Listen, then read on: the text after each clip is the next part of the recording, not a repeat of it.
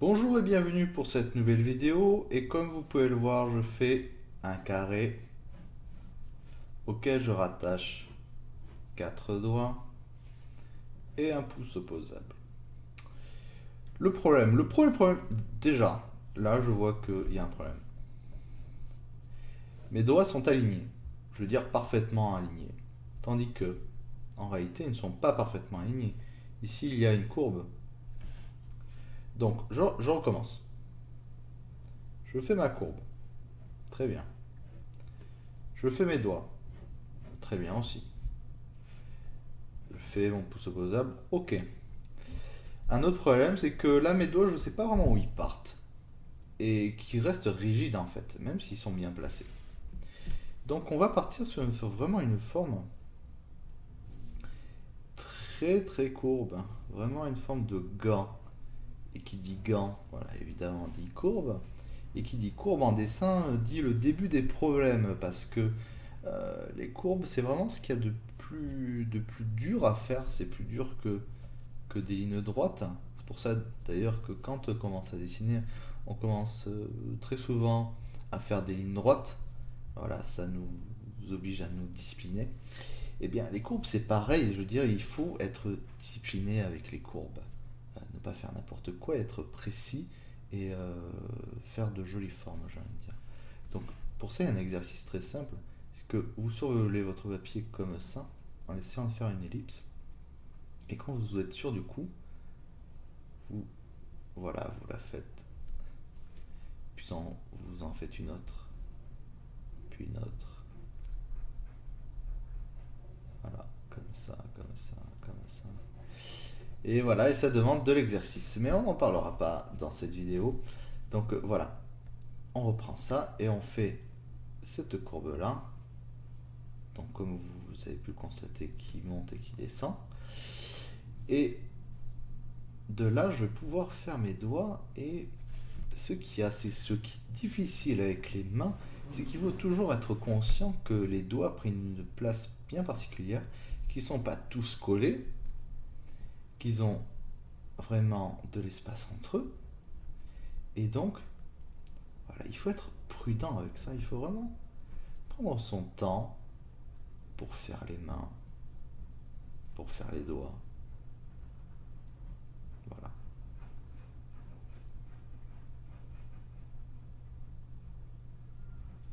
Et même si ça ne respecte pas la courbe du début, ce n'est pas grave, ce n'est qu'une indication. Et voilà, ne pas oublier de faire évidemment votre pouce opposable. Pouce qui est assez grand en fait, hein, qui est toujours plus grand qu'on ne pense. Et pour donner plus de dynamisme, on va casser le poignet. On va le casser. Voilà, on va le faire. Et donc, du coup, je me retrouve avec un bras qui n'est pas du tout dans la même direction que ma main, qui est légèrement dévié. Voilà, comme ça. Et bien là, j'ai de la vie là. J'ai bien plus de vie ici que je n'en avais au départ. Parce que j'ai cette forme-là, j'ai celle-là, j'ai celle-là, j'ai celle-là. Et, voilà quoi. C'est vraiment mieux quoi. Euh, Après, il y a autre chose, c'est que ça c'est très bien, mais ça c'est quand vous êtes un peu tendu, j'ai envie de dire. Vos mains ne sont pas toujours comme ça.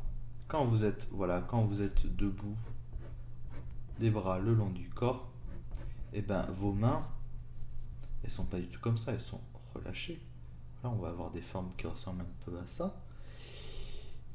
Et surtout, votre main ne sera pas vue d'en face, elle sera vue de côté, c'est-à-dire la main sera face à votre corps. Et donc, on va avoir quelque chose qui ressemble un peu à ça, qui ressemble à une espèce de haricot ou de banane, comme vous voulez. Voilà. Et le pouce, il va vraiment prendre beaucoup d'espace, il va être presque au centre, et ce sera le seul élément qui sera de face. Voilà. Ce sera vraiment le seul élément qui sera de face. Voilà. Et tout le reste sera vu de côté. Et là, il va se passer quelque chose de particulier, c'est que on va pas nécessairement voir tous mes doigts. Et non, et non, et non. Pourquoi? Parce que mon premier doigt ici va cacher un peu l'autre. Voilà. Et le majeur, il va cacher énormément. Et ce qui fait que voilà, l'annulaire et l'auriculaire, ils se perdent un petit peu. Et c'est ce qui fait la richesse du dessin, c'est qu'il y a des choses qu'on montre et il y a d'autres choses qu'on cache. Et les choses qu'on cache ont vraiment autant d'importance. Et on sait exactement où ils sont, sauf qu'on ne les montre pas. On sait qu'ils sont derrière, on ne les montre pas. Euh, voilà. Après, pour imaginer, voilà, si vous voulez faire quelque chose de un peu plus audacieux, par exemple un doigt qui pointe vers nous, voilà, ça c'est un truc qu'on voit souvent hein, dans les bandes dessinées ou dans les mangas. J'ai mal commencé.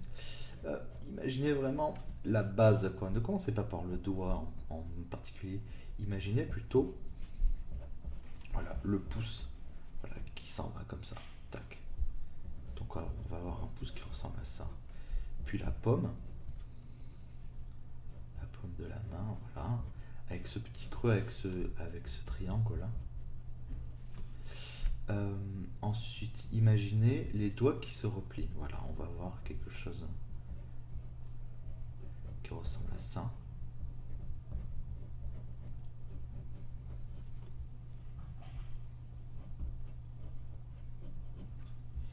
Et au final, le doigt, qui se barre comme ça. Tac. Il va prendre vraiment beaucoup d'espace. Alors ça c'est assez particulier parce que normalement, quand je fais ça, ça ne prend pas autant d'espace. Il faut vraiment une caméra bien particulière où il faut vraiment que ce soit très très près pour qu'il y ait cet effet-là. Et encore, il faut vraiment forcer. Voilà. Mes doigts ils sont un peu là, c'est pas grave, c'est pas grave. Et n'oubliez pas, voilà, de faire votre bras derrière et vous pouvez avoir quelque chose de très dynamique comme ça, où vous avez vraiment une main immense et un tout petit bras derrière et la tête derrière. Voilà. Voilà. Ça, c'est très dynamique. Ça demande beaucoup de temps. Ça demande un peu de temps à faire ça. Voilà. Pour le reste, bah, imaginez, voilà, si vous faites par exemple un point comme ça, bah, vous allez partir sur une base carrée, quoi. Sur une base carrée, et vous allez très vite placer votre pouce, voilà, avec ce pli là. Alors c'est aussi un petit peu un travail de pli, hein, parce que selon votre sexe, selon votre corpulence, selon votre âge, vous n'aurez pas la même plastique, j'ai envie de dire. Euh, voilà, et puis ça dépend des personnes aussi. Mais voilà, pareil, si j'ai vraiment envie, là, voilà, il faut que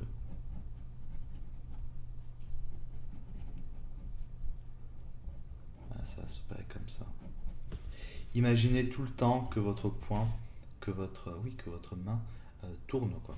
Que c'est quelque chose qui peut être opéré en perspective et que on a quelque chose qui ressemble à ça, quoi, un peu. C'est pas quelque chose de complètement plat, c'est quelque chose qui tourne un peu. Voilà. Et pareil, si je veux faire euh, voilà, un doigt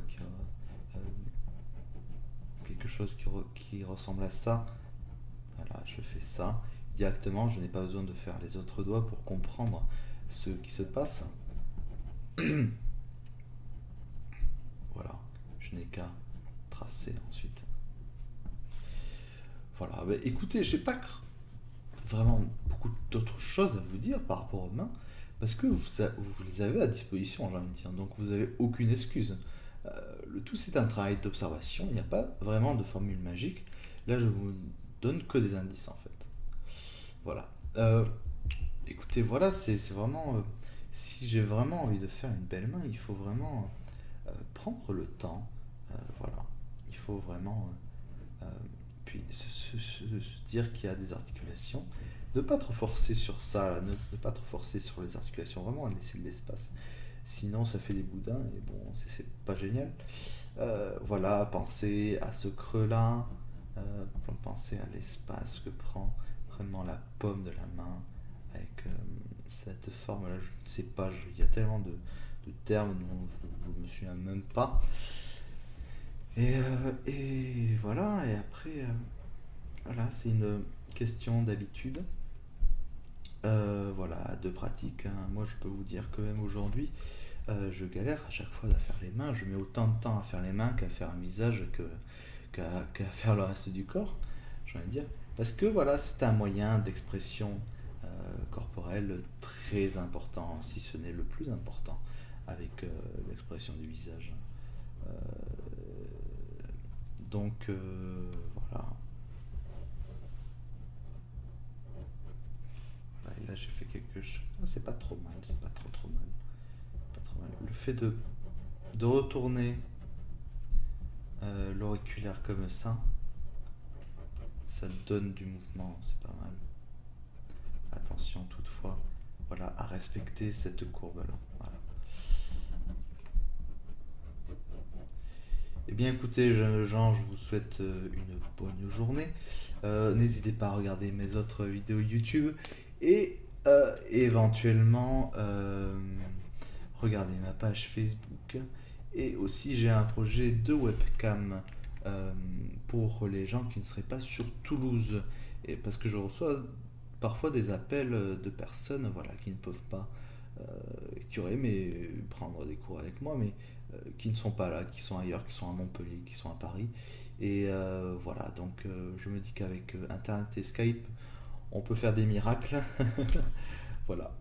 Bon, écoutez, je vous souhaite une bonne journée, une bonne soirée. Et voilà, à bientôt pour de nouvelles aventures. Au revoir.